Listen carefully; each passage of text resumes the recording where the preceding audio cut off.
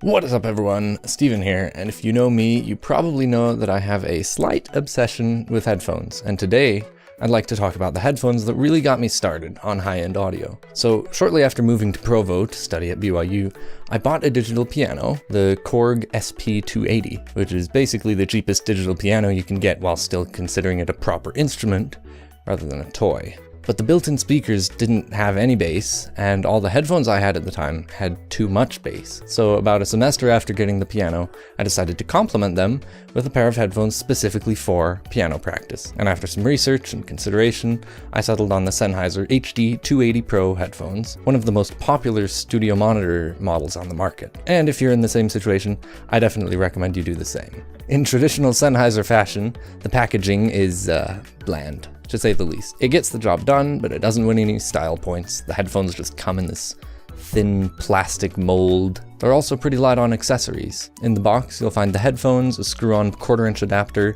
and a manual. No carrying case or cables or anything. The headphones have a fixed, one-sided 1.3 meter coiled cable, which terminates in a 3.5 millimeter plug, with, of course, threading for the included 1/4-inch adapter. Aesthetically, they're nothing special. They're studio monitor headphones and they look the part. I wouldn't describe them as ugly, but they're also not very stylish. They're all black with silver lettering on the outside of the ear cups. It is worth noting, however, that Sennheiser has actually released a newer version of these, which has some tweaked cosmetics to make them look a bit cleaner, and they've reduced the lettering on the outside of the ear cups. I'm assuming that these differences are only skin deep, but I'll include links to both the older version and the new one on Amazon down below. Being a piece of pro equipment also leads to really solid build quality. The headband is sturdy, the ear cups have a good amount of motion, and they generally feel like they can handle a bit of roughness. With that said, the entire headphones are made of plastic, at least on the outside, so they don't feel as premium or robust as many alternatives that have more metal in the build. They also don't have as much ear cup motion as the ATH M50X, a slightly more expensive but still pretty close competitor. All in all, nothing remarkable, but they certainly get the job done. And comfort is also a bit of a mixed bag.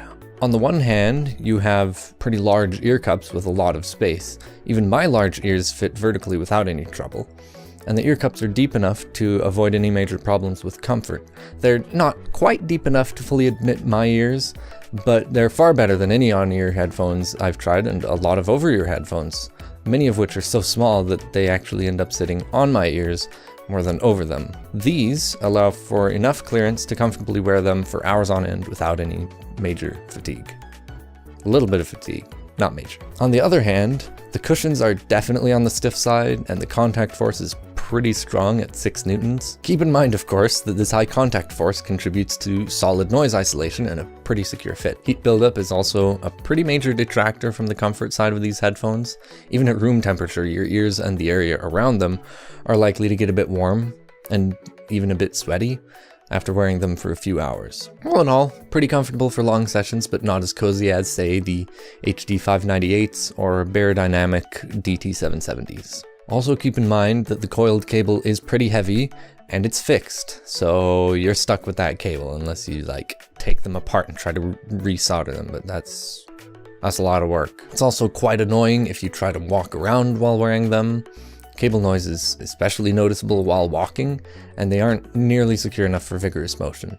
They won't fall off if you're just sitting around, moving your head a little bit, but they definitely will if you try to have a personal dance party. So yeah, there'll be none of that with the 280s. Being a fairly simple piece of tech, we're already to the point where we talk about sound quality, and in a word, they're flat. Other words that would fit are balanced, clear, neutral, accurate. You get the picture. As studio monitor headphones, this is exactly what you should expect.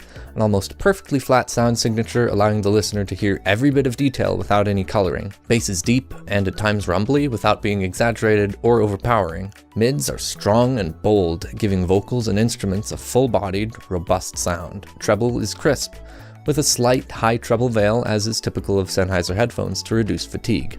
On that veil, if you know that you prefer an unveiled treble sound, which allows for more sparkle in the sound, then you should probably stay away from Sennheiser in general. But if you prefer a slightly more relaxed sound, or you just don't know, then you'll probably quite enjoy a pair of Sennheisers. As mentioned before, these are designed for professionals.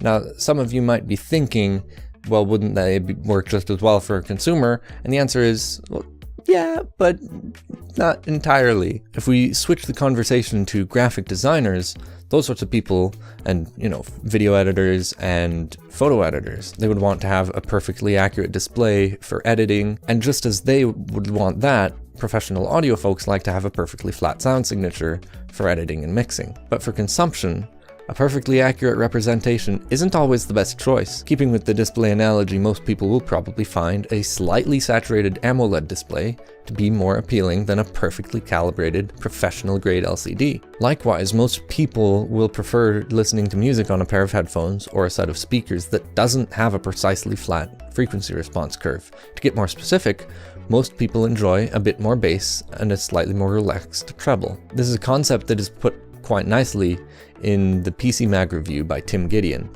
He describes the 280's sound as, quote, more surgical than magical. I would add, however, that there is a bit of magic to be experienced with such a neutral, unbiased approach to audio, especially for those who have never experienced that sort of thing before. But even then, you're probably better off getting a pair that's designed for enjoying music, like the 598s or 598Cs, both of which I'll have reviews for soon-ish. Hopefully. I've found that the kind of music I find most enjoyable on these is EDM, pop, rock, and other more modern genres.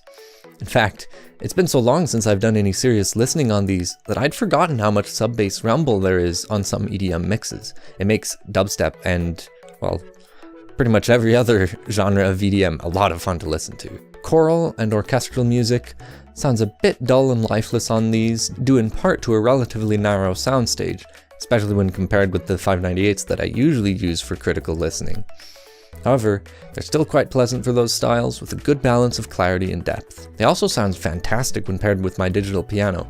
The perfectly flat sound signature means that each note in the piano basically has the same sonic characteristics, where both of my other Sennheiser headphones sound a bit thin on the higher notes and a bit too velvety on the lower notes. Speaking of sound, these have an impedance of 64 ohms, which is higher than a lot of consumer headphones, but it isn't insanely high. They sound pretty good when powered from a mobile device, but they do sound a bit more full-bodied and strong when paired with a more powerful source like a laptop, a desktop, or even a dedicated headphone amp.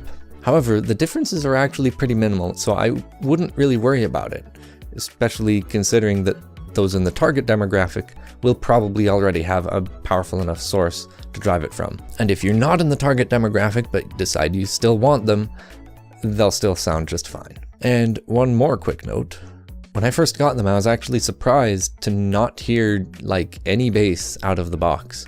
So I subjected them to a night of burn-in, but then in the morning, I realized it was just my glasses. At the time, I had frames that were thick enough to break the seal around my ears, which is essential for proper bass response.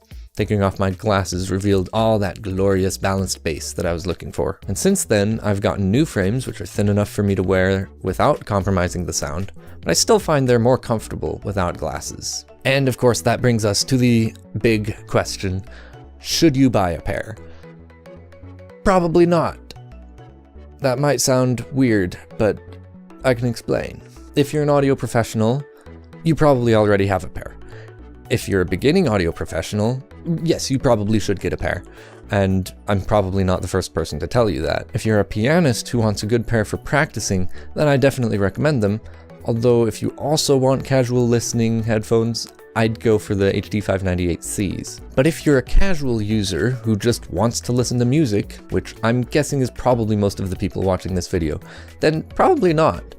They really are a niche product. You'll find that headphones like the HD 598Cs or ATH M50X offer a more consumer-friendly sound signature, yet still one that's fairly close to flat. With that said, if you can afford them and you want to listen to music exactly the way the audio engineers do, then be my guest.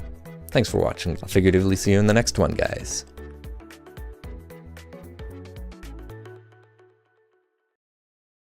In traditional Sennheiser packaging,